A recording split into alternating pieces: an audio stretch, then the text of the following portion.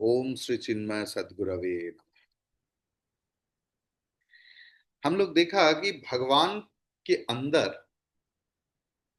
शिश्रिक्षा वृत्ति पैदा होता है। भगवान सृष्टि करते हैं, ये श्रुति में है। तो जो लोग भगवान के लीला विलासी है, लीला को पसंद करते हैं, उन लोग बोलते हैं कि भगवान की अनंत वृत्ति है। तो हम लोग पहले इसके ऊपर चर्चा किया कि भगवान के अंदर जब शिक्षा वृत्ति जग रहा है तो भगवान सृष्टि कर रहा है। भगवान के अंदर जब युयुत्सा वृत्ति जग रहा है तो भगवान युद्ध कर रहे हैं। तो इसीलिए आज इस गीता की पटभूमिका में भगवान के अंदर युयुत्सा वृत्ति जागृत हुआ है। इसीलिए उन्होंने अपने प्रिय भक्तों को शत्रु सजा के और खुद राजकुमार बन के इस पृथ्वी की रंगमंच में नाटक करने के लिए, लीला करने के लिए आए हैं। भगवान की ये नवीन साज, नया साज कैसे हुआ? न आत्म माया, योग माया की द्वारा। तो जब शिक्षा जगता है, सृष्टि करने का वासना आता है भगवान के मन में, तब बहिरंग माया की जरूरत है। जब भगवान को लीला करने की साध होता है, इच्छा होता है, तो योग माया या आत्म माया की सहायता की जरूरत होता है। जो अतत्वज्ञ है, जो सिर्फ यही देखते हैं, तो उनको लगता है कि सिर्फ युद्ध हो रहा है, ये युद्ध हो रहा है। लेकिन जो तत्वज्ञ है, वो भगवान की ये लीला अभिनय पूरा देखते हैं। हम लोग पहले इसके विषय में चर्चा किया है, एक लाइन में बोल देता हूं कि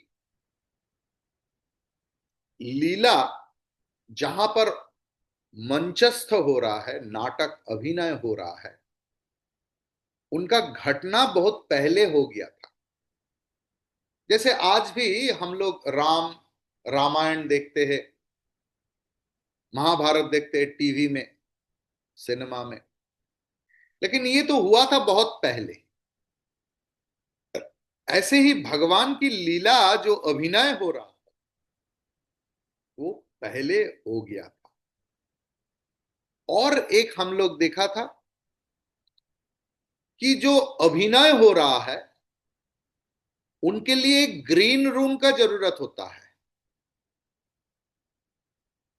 जब अगर मैं राजा की रूप में अभिनय करूंगा तो मुझे ग्रीन रूम जाके राजा होना पड़ेगा।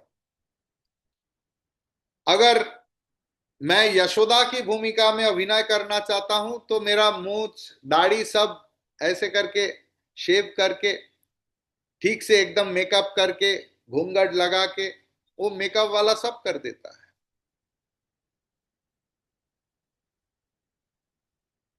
तो जो मुझे पहचानते हैं, अरे ये देखो जो यशोदा है ना, ये तो हमारा स्वामी जी है। मतलब ऐसे भक्त तीन चीज जानते हैं कि ये अभिनय हो रहा है, इसका घटना कोई पहले हो गया था, और ये हमारा ही व्यक्ति है जो यशोदा की भूमिका, ये हमारा स्वामी जी है, ये ग्रीन रूम से अच्छा करके मेकअप करके आया। तो यही है तत्व दर्शन। जो लोग सिर्फ लड़ाई देखते हैं, भगवान की युद्ध देखते हैं, उन लोगों के लिए हर कार्य के बीच में जीव शिक्षा की जो प्रयोजन है ये देखते हैं। इसलिए वेस्टर्न कंट्रीज में अभी रामायण महाभारत बच्चों को पढ़ाना मुश्किल हो गया है, क्योंकि उधर जो सरकार है या आधिकारिक है, उन लोगों का इतना सूक्ष्म चिंता नहीं है, चिंतन पद्धति नहीं। उन लोग बोलते हैं तुम्हारा रामायण महाभारत के द्वारा you promote war, fight, crime, killing etcetera. उन लोग देखते कि इसमें जीव शिक्षा, उन लोग खुद लड़ाई करेंगे, पूरा पृथ्वी में तबाह मचा के रख देंगे, उसमें कोई दोष नहीं। लेकिन अगर किसी चीज के द्वारा हम लोग नीति शिक्षा देना चाहता है तो उन लोग ऐसे मुद्दा उठाएंगे।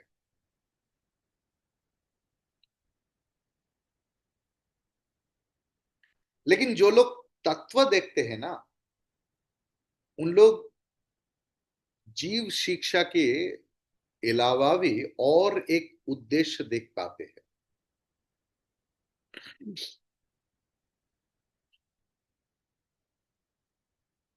ये भगवान की जन्म कर्म दिव्य है,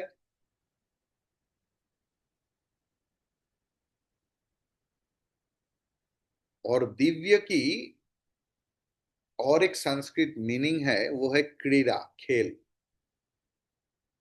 संस्कृत में बोल रहा है दिवु क्रीडायाम। तो आत्मक क्रीड़ा, जो आत्मरति है, जो आत्म क्रीड़क है, उनका क्रीड़ा।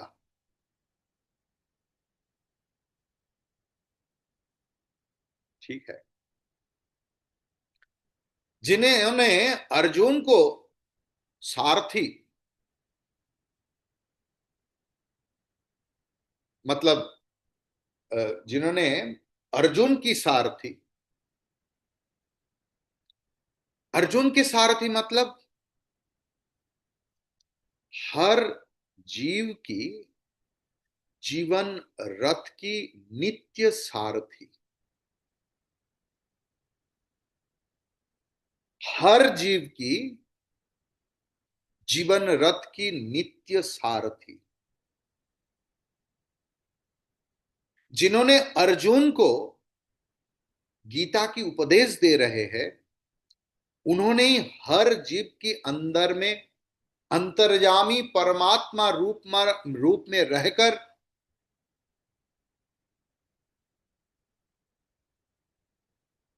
अंतरराज्य को संयम करके, संयत करके बुद्धिवृत्ति को चालना कर रहे हैं।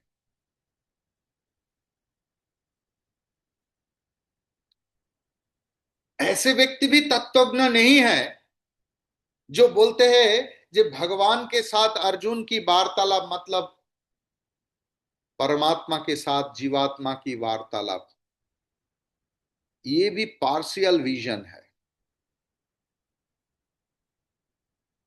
उनके साथ इनका कोई पार्थक्य नहीं जो बोलते हैं कि ये भगवत गीता एक इतिहास की संक्षिप्त घटना मात्र।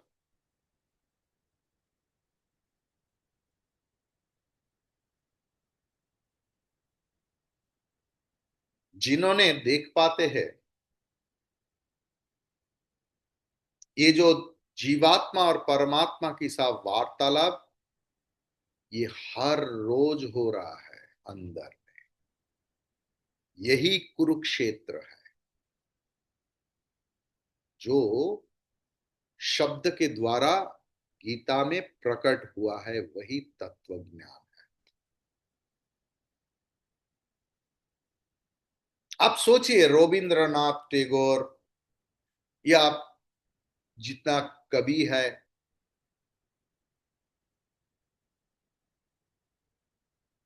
वर्ड्सवर्थ, कीट, शैली,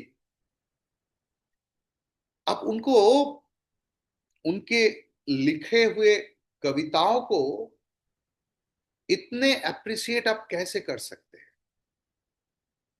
अगर वो आपका वाणी ना हो तो।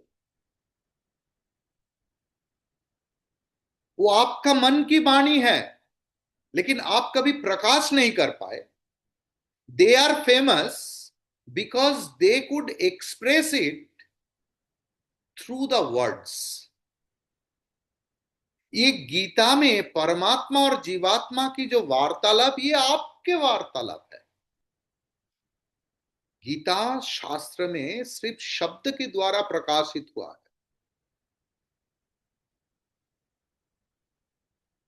अब इस तत्व को जानूंगा कैसे? तत्व जानने के लिए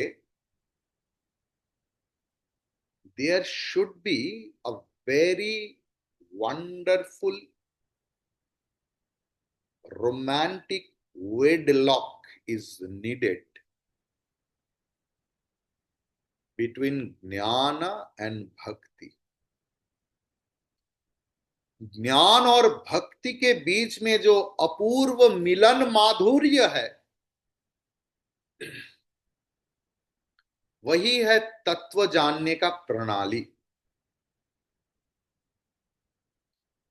तत्व को जानूंगा ज्ञान के द्वारा, लेकिन लीला को आस्वादन करूंगा भक्ति के द्वारा। अगर आपके अंदर में श्री कृष्ण के प्रति भक्ति नहीं है, तो आप भागवत को एप्रिशिएट नहीं कर पाएंगे। भगवान रामचंद्र के प्रति भक्ति नहीं है, तो रामायण को आस्वादन नहीं कर पाएंगे। रूप के अंदर अरूप, अरूप को जानूंगा ज्ञान के द्वारा, और रूप को आलिंगन करूंगा भक्ति के द्वारा। You have to know the formless with the help of knowledge, but we have to embrace the form with a lot of love, which is called bhakti।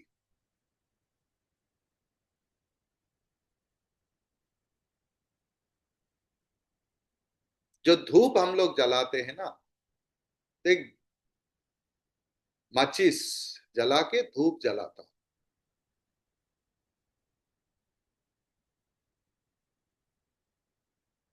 अगर एक चिंगारी पूरा धूप को जला के राख कर देंगे,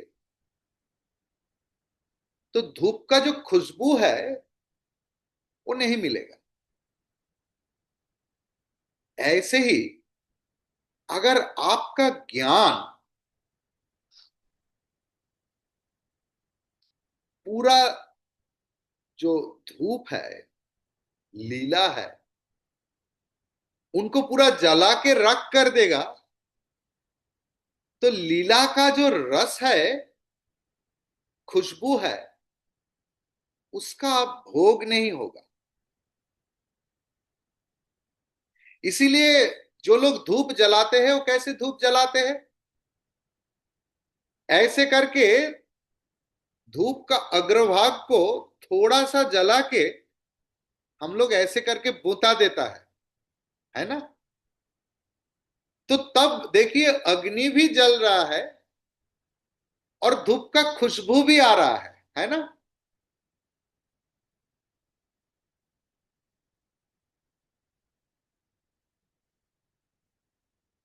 इसे बोलते हैं ज्ञान युक्त भक्ति। हम जो अगरबत्ती करते हैं ना, धूप, वो है ज्ञान युक्त भक्ति।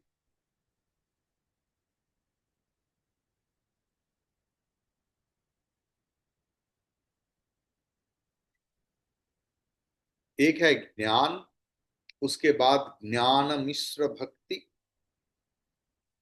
और एक है ज्ञान शून्य भक्ति। ये जो ज्ञान शून्य मैं बोल रहा हूं, ये खालीपन की आभास नहीं, बल्कि पूर्णता की इंगित। जैसे आप देखिए जगन्नाथ महाप्रभु का मूर्ति, आंख ऐसा बड़ा बड़ा, हाथ नहीं है, पैर नहीं है। हम लोग हमारे जीवन में असंपूर्ण मूर्ति की पूजा नहीं करते। तो आपको मन में सवाल आएगा कि हम लोग जगन्नाथ महाप्रभु का कैसे पूजा करते हैं। जगन्नाथ महाप्रभु का मूर्ति असंपूर्णता की प्रतीक नहीं, बल्कि it is fill in the blank, जो जिस रूप में उन्हें देखना चाहते हैं उसी रूप में उसे दर्शन मिलता है। कोई भगवान गणेश को पसंद करते हैं, तो कोई कृष्ण को पसंद करते हैं, कोई काली को पसंद करते हैं, कोई शिव को पसंद करते हैं, कोई सूर्य भगवान को पसंद करते हैं।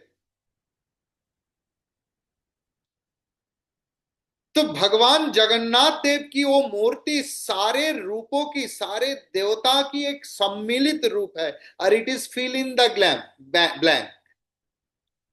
तो ये शून्यता की नहीं, ये पूर्णता की इंगित है। 18 अध्याय की 55 नंबर श्लोक में भगवान बोल रहे, ततो माम तत्वतो ज्ञात्वा विशते तदनंतर। जो व्यक्ति मुझे इसी रूप में, इसी तत्वों में जानते हैं, वो जानने के बाद क्या होता है, वो मुझ में प्रवेश कर जाते हैं।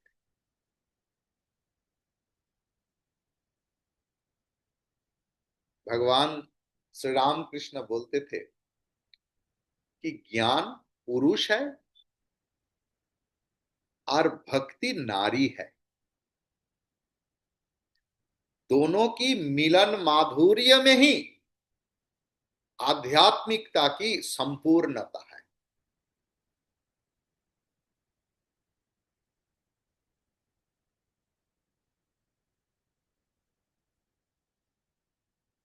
भक्ति देवी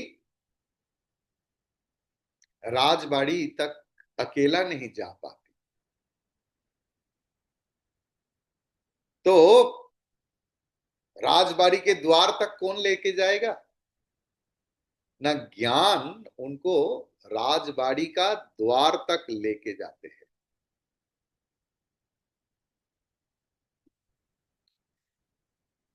ये पुरुष ज्ञान अंदर में जाने की साहस नहीं करते। इसीलिए भक्ति रानी, भक्ति देवी उस ज्ञान पुरुष को बाहर छोड़ के अंदर में प्रवेश करते हैं। इसे ही बोलते हैं तद अनंतरम।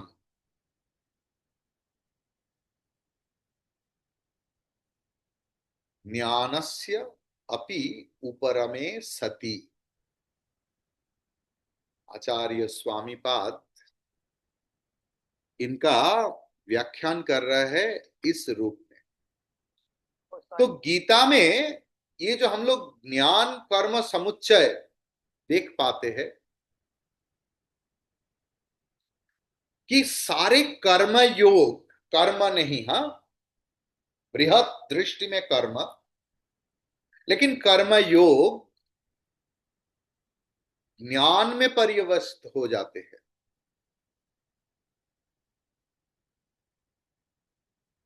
ज्ञाने परिसमाप्यते, भगवत गीता। इसीलिए ज्ञान भक्ति के समुच्चय में सारे हमारे जितना ज्ञान, ब्रह्म सत्य जगत मिथ्या जीव ब्रह्मैव नापरः, तत्वमसि अहम ब्रह्मास्मि, प्रज्ञानम ब्रह्म, अयमात्मा ब्रह्म, ये सारे ज्ञान भक्ति में पर्यवस्त हो जाते हैं। आपको कैसे पता? भगवत गीता की 17 नंबर अध्याय की सातवा, नहीं, 7वां अध्याय की 17 नंबर श्लोक, 7th चैप्टर 17th श्लोक। तेषां ज्ञानी नित्य युक्त एक भक्ति विशिष्यते। 7th चैप्टर 17th श्लोक। कर्म जब ज्ञान में मिल जाते हैं तब उस कर्म में कोई कामना नहीं रहता।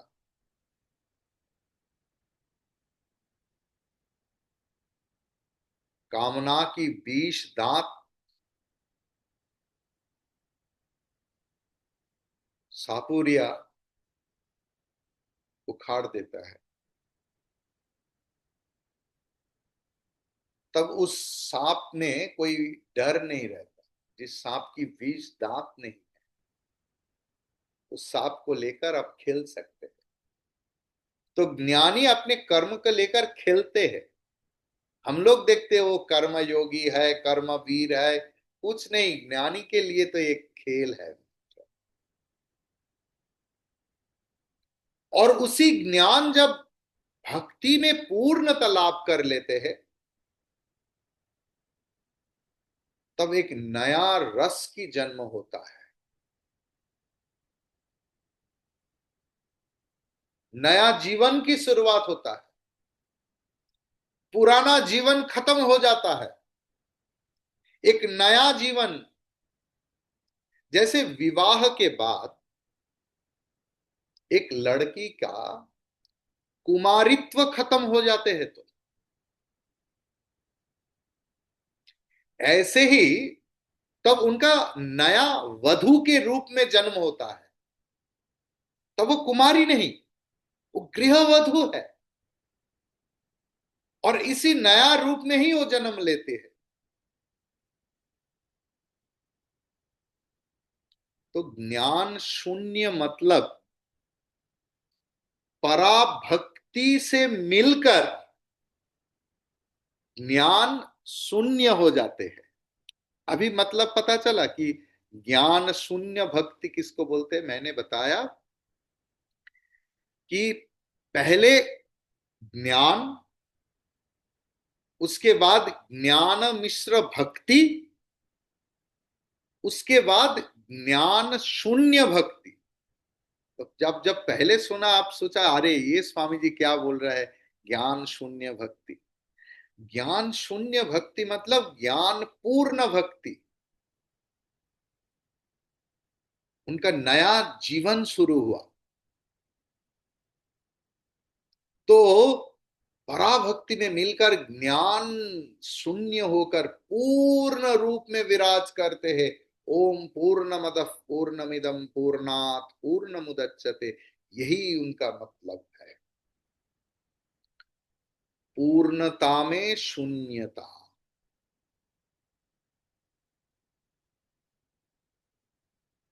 पूर्ण ज्ञानी का अज्ञानता ये बड़ा मधुर लगता है। वो सब जानकर जब पूछता है अच्छा ये क्या है बोलो तो, ये तो मुझे समझ में नहीं आ रहा है, ये इतना मधुर लग रहा है।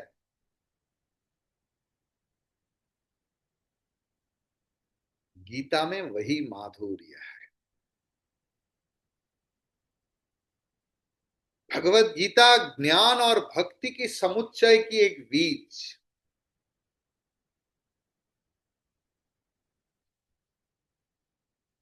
समग्र गीता समुच्चय है ज्ञान और भक्ति की। सारे कर्म को लेकर कर्म योग में, कर्म योग को लेकर ज्ञान में, और ज्ञान को लेकर भक्ति में लय करना ही भगवत गीता की उद्देश्य है। पहले कर्म को कर्म योग में स्थापन करना, उसके बाद उनको ज्ञान में डुबाना, बाद में ज्ञान को स्थापन करना, और बाद में उसी ज्ञान को भक्ति में डुबाना।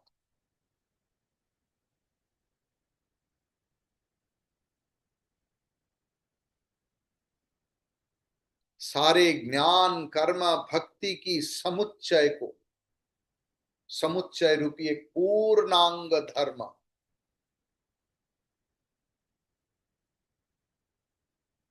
वेदी में स्थापन करके पूजा करके क्या बोल रहे हैं? सर्वधर्मान परित्यज्य, इसी मंत्र में, भक्ति गंगा में, एक शरणागति संगम में सब कुछ को विसर्जन देने का नाम ही नवजन्म। एक नया माधुर्य है। यही भगवत गीता की सामग्रिक रूप है।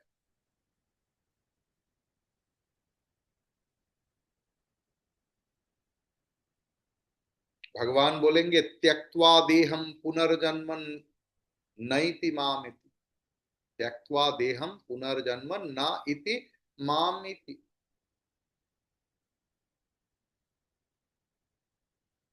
वो व्यक्ति जो मुझे तत्वतः जानते हैं, उन्होंने शरीर त्याग करने के बाद मुझे प्राप्त होते हैं और जन्म ग्रहण नहीं होता। देहांत में देह की अंत होने के बाद ईश्वर लाभ और पुनर्जन्म की अभाव, ये जब आशा की बात होते हैं ना, there should be some hope. This is the inspiration of the spiritual aspirant. यही हर साधक के लिए एक इंस्पिरेशन है कि मेरा भी होगा। मैं भी भगवत गीता सुन रहा हूं, मेरा भी इतना भक्ति रस जग रहा है, ज्ञान भी साथ साथ हो रहा है। मैं निश्चित हूं कि इसी भाव में मृत्यु के समय तक भी रख सकता हूं, तो मरने के बाद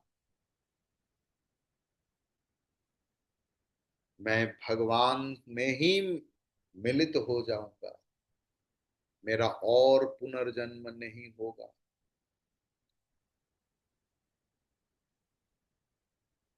लेकिन जो पराभक्ति की साधक है ना, वो ऐसे खुश नहीं। उन लोग सोचते अरे कब मेरा देहांत होगा, ये तो मेरे हाथ में नहीं। काल भी जा सकता हूं, 10 साल बाद, 20 साल बाद, 50 साल बाद, मुझे पता नहीं कब इस शरीर का अंत होगा। और जब शरीर का अंत होगा तब मैं भगवान से मिलूं। इतना देरी, इतना अनिश्चयता। पराभक्ति जिनका, जो ज्ञान साधक है, जो जो टेरिबल स्पिरिचुअल एस्पिरेंट, उनका सहन नहीं होता।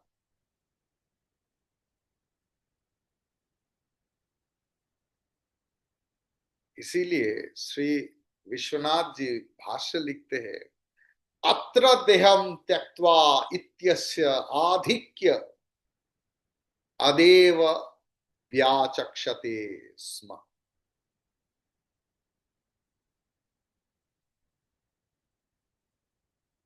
मतलब देह त्याग करके पुनर्जन्म होता है ऐसे नहीं। देह, इस शरीर त्याग ना करके ही मुझे प्राप्त होते हैं। मतलब इसी जन्म में ही जीते जी मुझे आश्रय करके, मेरा प्रिय होकर मुझे प्राप्त होंगे।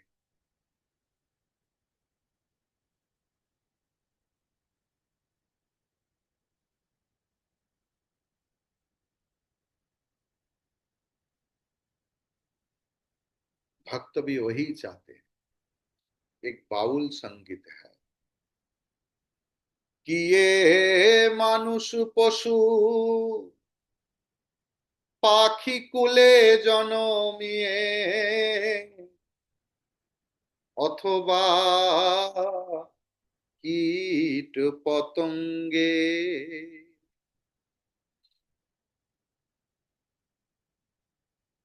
ও কর্ম বিপাকে গতাগতি পুনঃ পুনঃ मोती रहूं तुआ पर संगे।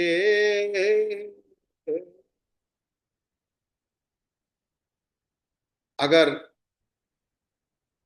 भगवान में मेरा मन, प्राण, बुद्धि, शरीर सब एकात्म हो जाते हैं, अगर भक्ति माता मुझे कृपा करते हैं, तो भक्त की चाहने का, पाने का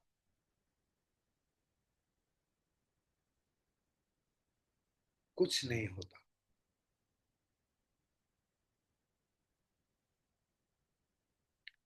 प्राप्ति के लिए इस शरीर की मृत्यु तक अपेक्षा संभव नहीं। इसीलिए इसी जन्म में, इसी शरीर में ही भगवान लाभ करना चाहिए, करूंगा। भगवान अपने मुंह से ही बताए है, ये संभव है। भक्त्या माम अभिजाना। तो भगवान 10वां श्लोक, क्योंकि हम लोग 9 नंबर श्लोक तक चर्चा कर चुके हैं, भगवत गीता चतुर्थ अध्याय 10 नंबर श्लोक। वीतराग भय क्रोधा मन्मया मामुपाश्रिता बहवो ज्ञान तपसा पूता मद्भावमागता।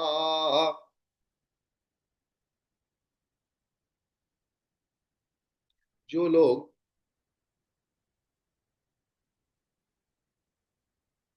अतीत में क्या हुआ इसमें ज्यादा पड़े नहीं रहते, हम सब लोग अतीत में जी रहे हैं।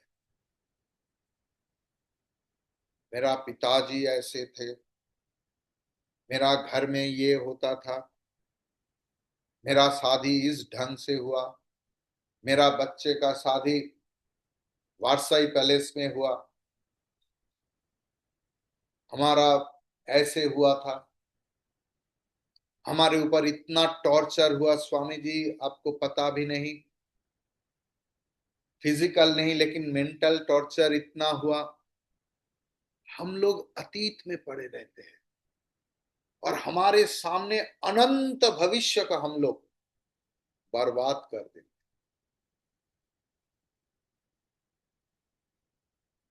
लेकिन साधक, जो सच में साधक है, उनके मन में ऐसे पूर्व वृत्ति आएगा तो उनके लिए वो ना तो शोक करेगा ना तो आनंद प्रकाश करेगा।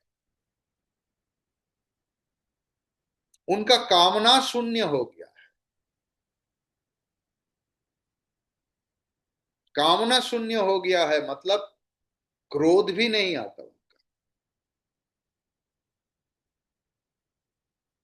जिन लोग सदा भगवान की जो स्वरूप है, प्रेम स्वरूप, सच्चिद आनंद स्वरूप, इस स्वरूप में मग्न होके रहते हैं, और ऐसे करके जो काम करते हैं, चाहे वो ऑफिस में, घर में, खाना पकाना, पूजा करना, किसी को खाना देना, किसी के साथ बातचीत करना, व्यवहार करना, दुकानदारी करना, कुछ भी जो भी करते हैं, ऐसे भाव लेकर करते हैं कि ये भगवान का ही सेवा कर रहा हूं जीवन धारण करने के लिए। और जिन्होंने वीतराग है, वीतराग मतलब विषय के प्रति, संसार के प्रति, संसारी वस्तु के प्रति कुछ भी प्रीति नहीं, आसक्ति तो छोड़ो, प्रीति भी नहीं, आसक्ति तो बहुत दूर की बात बोल रहा हूं, कोई प्रीति भी नहीं, ऐसे व्यक्ति अपने स्वरूप बोध में तुष्ट रहते हैं। ऐसे व्यक्ति कि अंदर में एक तपस्या की तेज बाहर आ जाते हैं। ऐसे व्यक्ति ज्ञान की आधार स्वरूप हो जाते हैं। ऐसे व्यक्ति खुद ही तीर्थ बन जाते हैं। ऐसे व्यक्ति के पास जाने का मतलब है तीर्थ करना। ऐसे पवित्र बन जाते हैं। ऐसे व्यक्ति बहुत सहज तरीका से, सीधी रास्ते से भगवान को प्राप्त होते हैं। भगवान बोल रहे हैं वो व्यक्ति मेरे साथ एक हो जाते हैं। मुझ में और भक्त में कोई अंतर नहीं रहता। तब पीतल सोना में रूपांतरित हो जाता है। जो व्यक्ति यम नियम, नित्य पूजा पाठ और सत्संग श्रवण, नित्य श्रवण मनन, निधिध्यासन के द्वारा अपने मन को निर्मल किया है, पवित्र किया है, वो व्यक्ति मुझे प्राप्त होते हैं। इसमें कोई संदेह नहीं।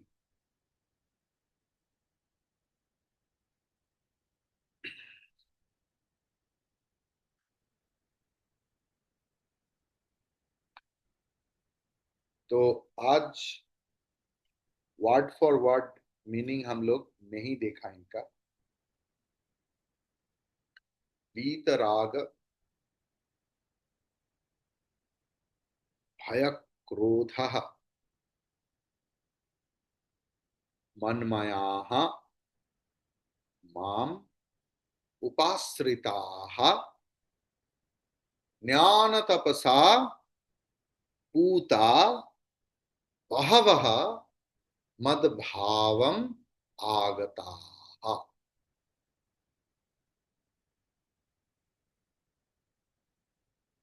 जिनके अंदर पार्थिव वस्तु, व्यक्ति, अवस्था, लोकमान्यता, किसी के प्रति प्रेम, प्रीति, आकर्षण, आसक्ति या तो भय, अगर ये ना मिले तो, और मिला हुआ वस्तु अगर खो जाए तो, कर्म से प्राप्त यह वस्तु, व्यक्ति, अवस्था खो जाए तो, ऐसे भय भी नहीं है, कोई कामना नहीं है, मतलब उनके पास क्रोध भी नहीं। ऐसे शून्य होकर वीतराग भय क्रोध, मनमया मतलब मदगत चित्त, मन में श्री भगवान का ही चिंतन, ज्ञान की चिंतन, भक्ति के चिंतन, भगवान की लीला की चिंतन, माम, ऐसे चिंतन करके माम मुझे, उपाश्रिता, मेरा आश्रय लेकर, ज्ञान तपसा, ज्ञान रूपी तपस्या की द्वारा। ज्ञान रूपी तपस्या मतलब पहला वाला श्लोक में ही भगवान उसके बारे में चर्चा की है। You want to check. ऐसा करने से क्या होगा? पूताहा, ऐसे व्यक्ति पवित्र होकर, बहवह, बहुत सारे लोग, मतलब ये मैं बोल रहा हूं कि आपको हो सकता है ऐसा नहीं, पहले बहुत लोग ऐसे करके मद भावम, मतलब मेरा स्वरूप को आगताह, लाभ किए हैं। तो हे अर्जुन, तुम मेरा बात सुनो। हे भक्तो, मेरे बात सुनो। काहे कि संसार में फंसे हुए हो, कुछ नहीं है उसमें रस। रस तो सिर्फ मुझे ही है, मुझ में है। तुम मेरा रस छोड़कर कहां इधर उधर भटकते रहते हो, कहां दुख की बोझ बढ़ाते हो, काहे? मुझे विश्वास करो, मेरा भाव लेकर सारे कर्म करो, तपस्या करो, ज्ञान अर्जन करो, श्रवण मनन निधिध्यासन करो, और करते करते जीते जी इस जीवन में, इस शरीर में ही तुम मुझे प्राप्त करो। ये सिर्फ तुम नहीं, बल्कि पहले बहुत बहुत लोग ऐसे करके सफल हुआ है, तुम भी हो पाओगे। हरि ओम तत्सत।